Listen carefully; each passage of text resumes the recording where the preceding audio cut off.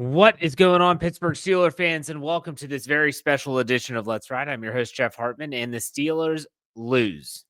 Their season is done. They lose to the Baltimore Ravens in the wild card round. If you watched the game, you saw it. Everyone probably did, and it was ugly. And there was not a lot of good to come out from that game. The Steelers season ends in disappointing fashion as they drop their fifth straight game. And Mike Tomlin now has 6 straight postseason losses since his last postseason victory in 2016. But the Steelers lose. It was disappointing. Nothing was good about it.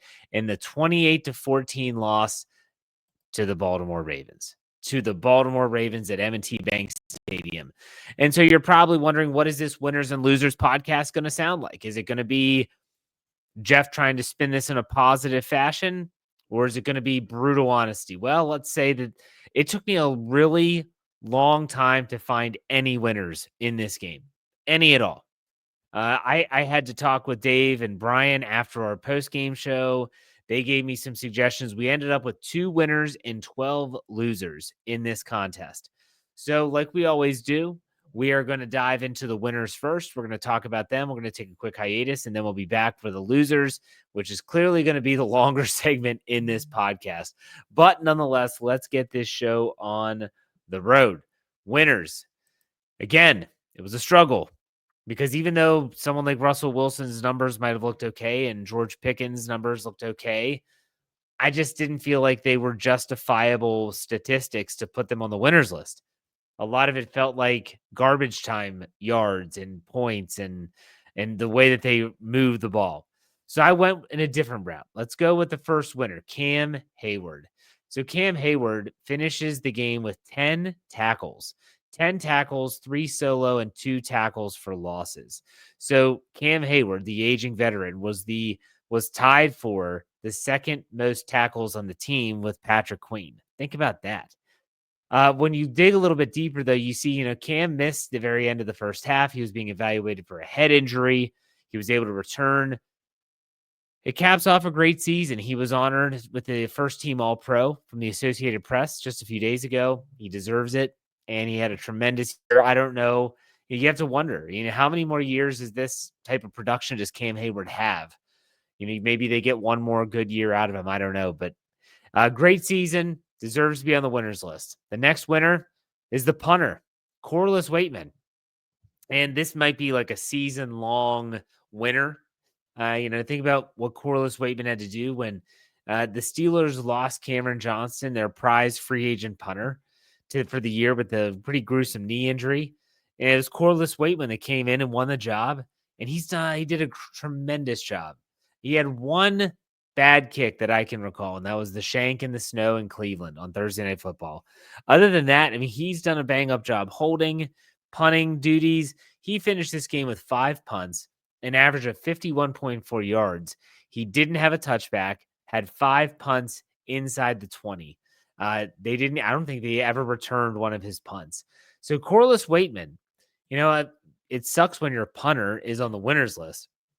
But like I said, I think that when you look at his season, and when you think about what he kind of had to overcome, we'll put it that way, in getting on that quote unquote moving train, he deserves to be on the winners list. I thought he had a great season. If he doesn't earn a spot with the Steelers next year, that would probably only be under the assumption that Cameron Johnston's not ready to play.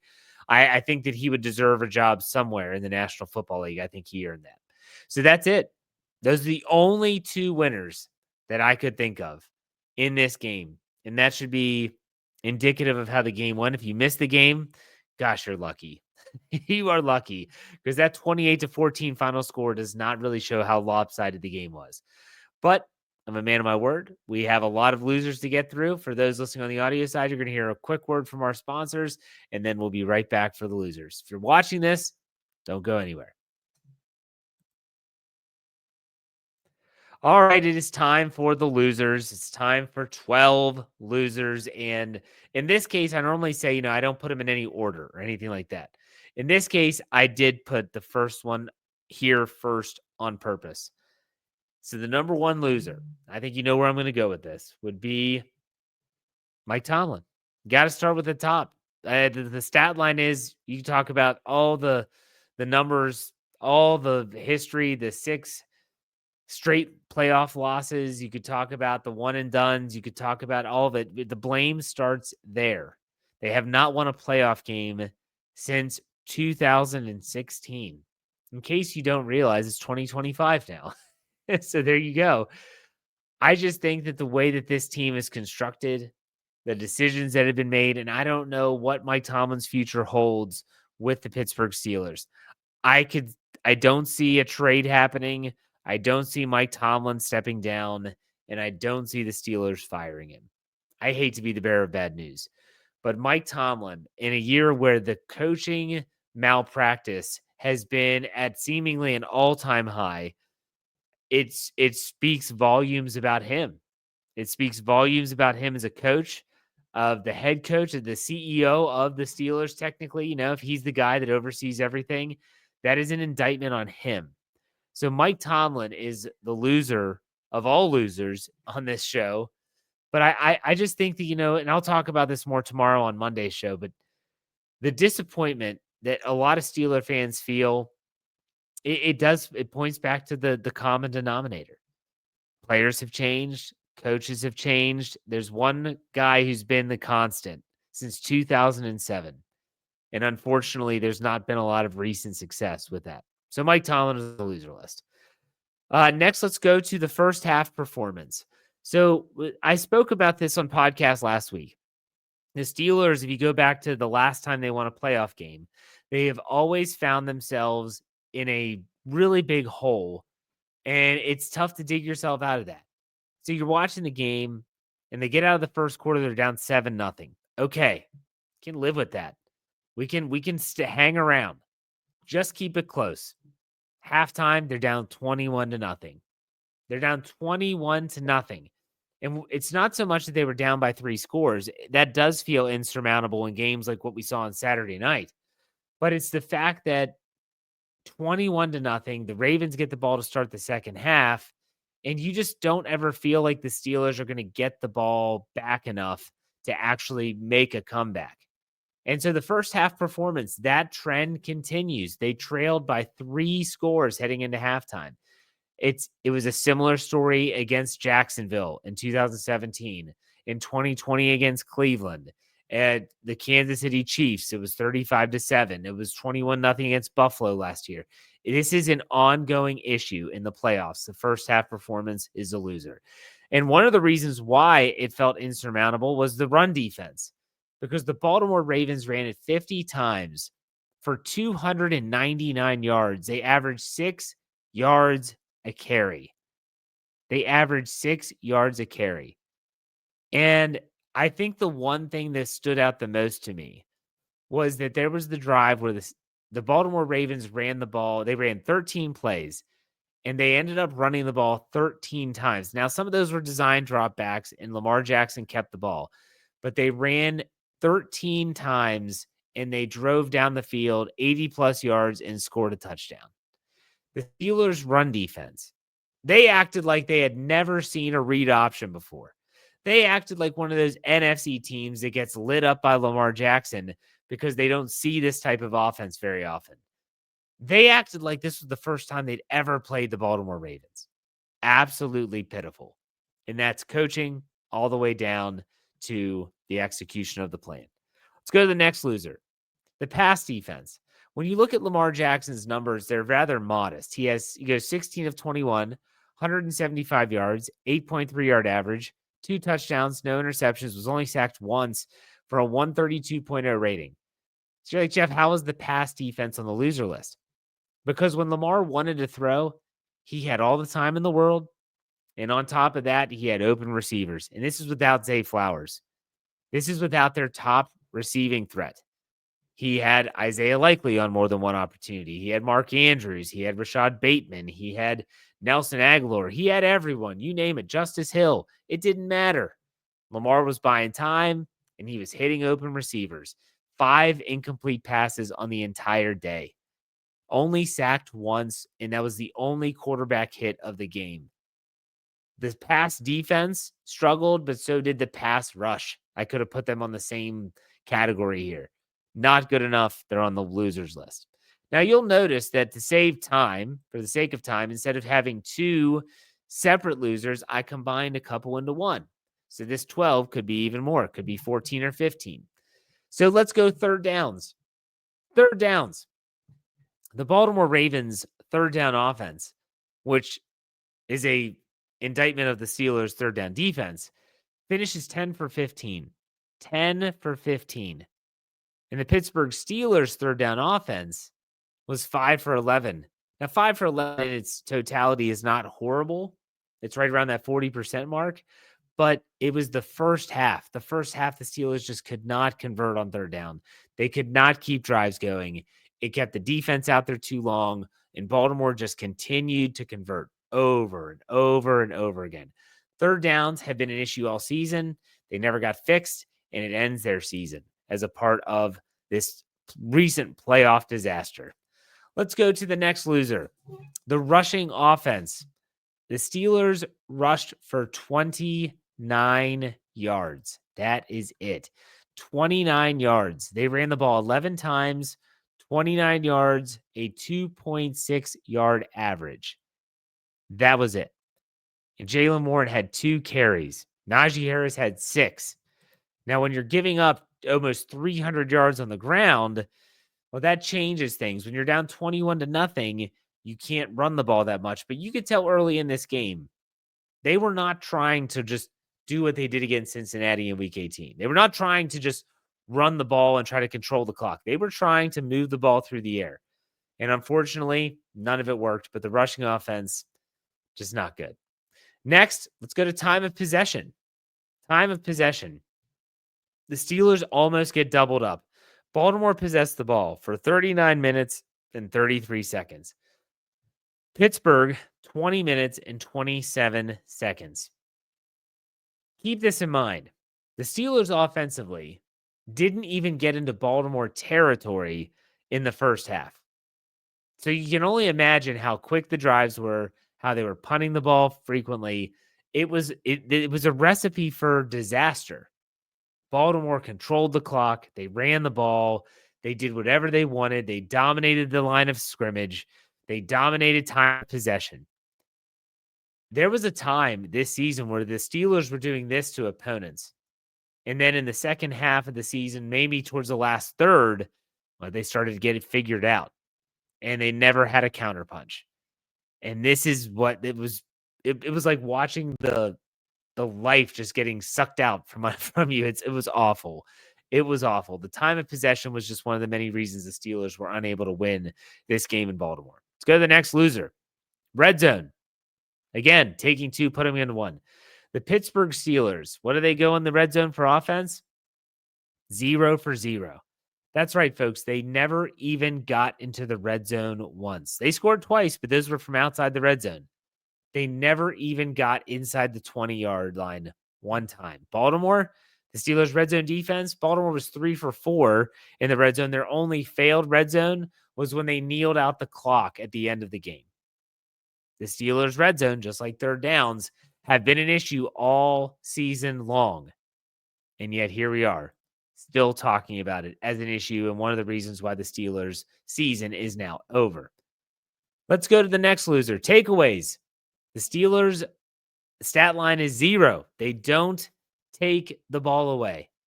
What has been the recipe for success for the Steelers? Control the clock and then take the ball away when it matters most. Steelers didn't even have an opportunity. The ball was on the ground one time. That was the first punt of the game, I believe. Sims fumbled the ball, but he was able to recover it, and that was it. Lamar Jackson never really put a ball in harm's way. They never got a ball on the turf. They never forced a fumble, strip sack, anything like that.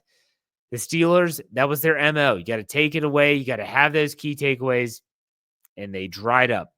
They dried up down the stretch, and that's one of the many reasons why this team was not able to win. It was one of the main reasons why this team lost 5 games in a row, and they didn't turn it over. For the first time in 10 games, they didn't turn it over, but they weren't able to take the ball away either. Let's go to the next loser. I'm calling this the Justin Fields quote-unquote package, and the reason why I'm saying that is that it was never used. It was never used. And the coaching staff, whether it's Mike Tomlin, Arthur Smith, doesn't matter. They would say things like, well, like Justin Fields, we're going to utilize his athleticism. What it turned into was it was just unbelievably predictable. Justin Fields would go out on the football field and everyone knew what was coming. Now, granted, he threw a pass in this game. It was incomplete. He had to throw it away because it was a busted play. But you knew what was coming. Every time Justin Fields went out there, you knew what was coming. So the package never got used. It was way too predictable. And at a time in this game where I was thinking, if there's a chance, like in the second half, I'm going to be honest. If I was the coach in the second half, I would have sat Russell Wilson and played Justin Fields. They had 60 yards of offense in the first half.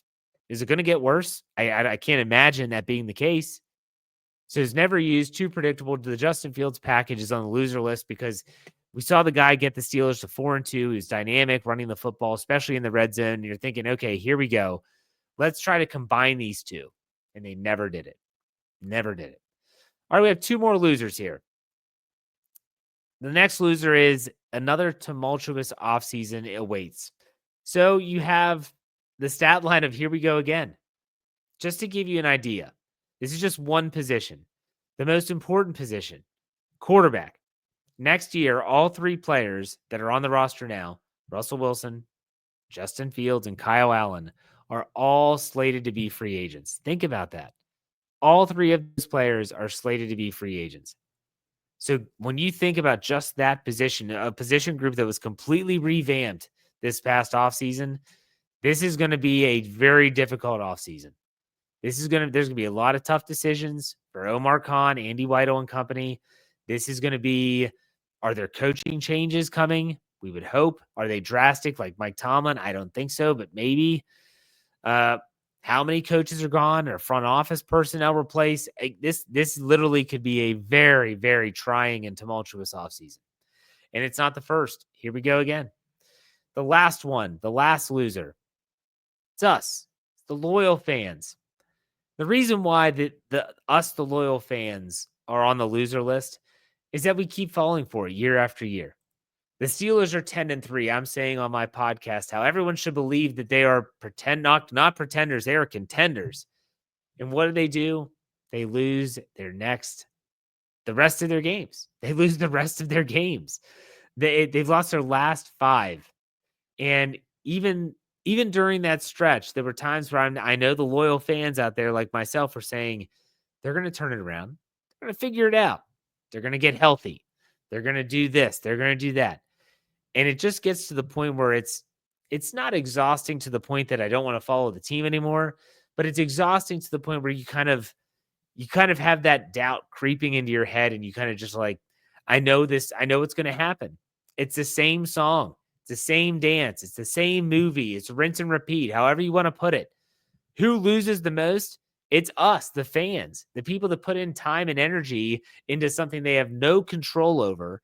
And yet sometimes the players don't ever seem to reciprocate that type of loyalty.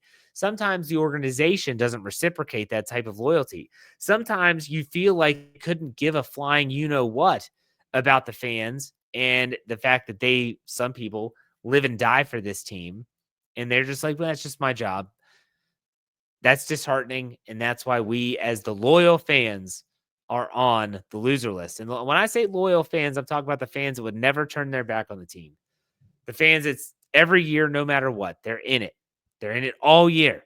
They're not just in it during the season.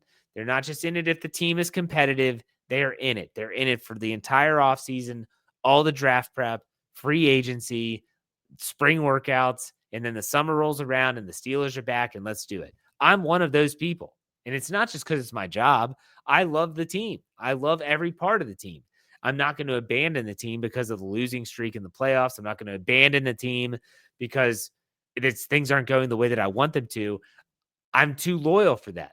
And that's why and if you're like me, if you're listening to this podcast, you probably are like me, we are on the loser list. People will say, well, Jeff, fool me once, fool me twice, all that stupid crap and all those mantras. I know. It's a toxic relationship. I just can't quit it. Sorry. All right, folks. So that does it. I'll be back tomorrow on a full Let's Ride on Monday, talking about Where does the team go from here? What are some of the changes that we might see? We'll talk about the free agent list. We'll talk about salary cap space as we sit here right now.